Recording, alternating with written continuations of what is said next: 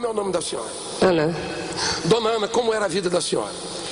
Olha, bispo, eu cheguei na igreja com a vida toda destruída e isso se prolongou por uns 2 anos dentro da igreja porque eu não sacrificava.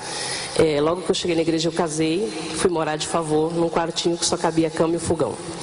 Uma humilhação total.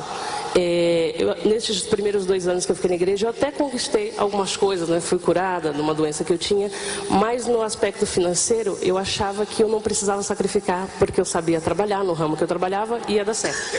Com isso as coisas foi só se afundando, porque depois que eu casei, meu marido ficou desempregado. Eu até consegui, né? No início, logo quando eu cheguei na igreja, montar uma loja revendedora, porque eu trabalhava numa loja há 5 anos, e eu saí dessa empresa e montei uma loja. Só que em menos de 6 meses eu quebrei essa loja, fiquei com uma dívida de R$40 mil. E isso dentro da igreja. Por quê? Porque eu não fazia nada para Deus, né? Eu estava ali só ouvindo e não praticava nada.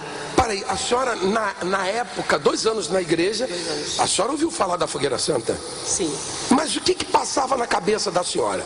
Eu tinha dúvida, eu achava que eu não precisava sacrificar, porque eu sabia trabalhar e eu trabalhando ia dar certo. Só que com isso eu fui só se afundando, né? Então, quer dizer, desempregada, com uma dívida de R$40 mil, meu marido desempregado, morando de favor.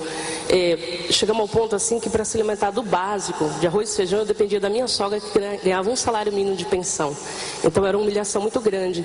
E ainda tinha que ouvir da família: ah, você está na igreja e está passando fome, né?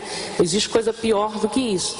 Até que um dia eu me revoltei, porque não tinha mais saída, né? E foi nesse dia, num domingo, que eu comentei com meu esposo indo para a igreja. Eu falei: poxa, se a gente comentasse com alguém o que a gente está passando e a gente não estivesse na igreja, certamente alguém diria: vai para a igreja que resolve. Mas nós já estamos na igreja. E agora o que precisa fazer? Né? E foi naquele dia que, nessa revolta, eu cheguei na reunião e era bem na época da Fogueira Santa. E onde... Parei um minutinho, viu o que ela falou? Se ela fosse contar a história dela para alguém, naturalmente esse alguém convidaria ela para vir na Igreja Universal do Reino de Deus. Mas ela já estava há 2 anos na igreja. E aí, será que não é o seu caso? Será que não é o seu caso? Já pensou você for chorar as mágoas com alguém? E de repente esse alguém convidá-la para vir à Igreja Universal e você vai dizer: o quê? Eu já frequento. E aí?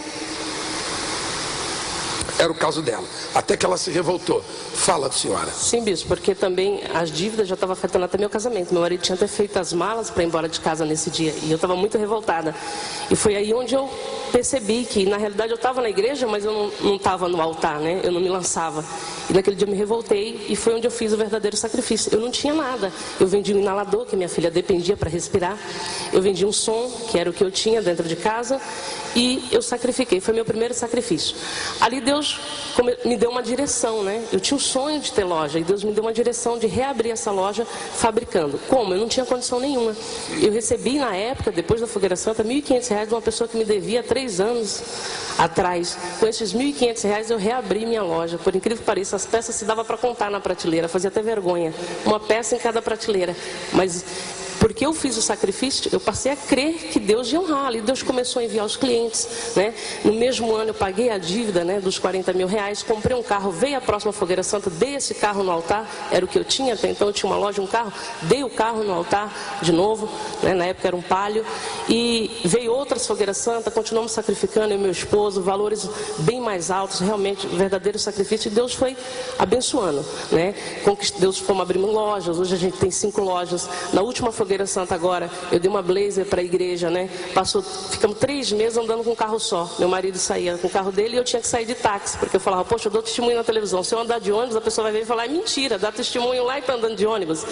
E cobrando de Deus, Deus deu um Ford Fusion zerinho, né? Que custa 3 vezes mais que o valor da Blazer. Então, quer dizer, hoje nós temos 5 lojas, vamos inaugurar mais 2 agora até sábado, uma no Shopping Internacional de Guarulhos, que vocês conhecem, uma no Santana Park Shopping Santana. Morava num quartinho, só cabia cama e fogão. Para entrar um, tinha que sair o outro, eu e meu esposo. De favor, hoje a gente mora numa casa de R$1 milhão. Não foi da noite para o dia, eu tenho 7 anos na igreja. Mas essas bênçãos veio de 5 anos para cá, porque os primeiros 2 anos eu não sacrificava. Tenho mais uma casa, né, que foi a primeira casa que Deus me deu. Está lá, mudamos para essa, que é uma casa que tem piscina, hidromassagem, vários dormitórios. Compramos um apartamento na praia, no Boqueirão, o melhor prédio que tem lá, nós compramos um apartamento. Nem vamos lá, tem 1 ano que eu não vou lá. Mas decorei e deixei lá, é para a glória de de Jesus, entendeu? Eu falo, quando um dia que eu quiser pegar alguém e mostrar o que Deus fez na minha vida, eu levo lá e mostro. Isso aqui é meu, foi Jesus que me deu, né? Temos 2 carros importados.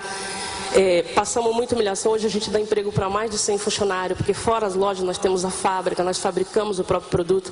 E o que a pessoa tem que entender, bispo, é aquilo que eu falo. Tem pessoas que vão na minha empresa e perguntam como que você fez. Até pessoas da igreja já fez isso. Falam, poxa, eu fiz isso, isso e isso.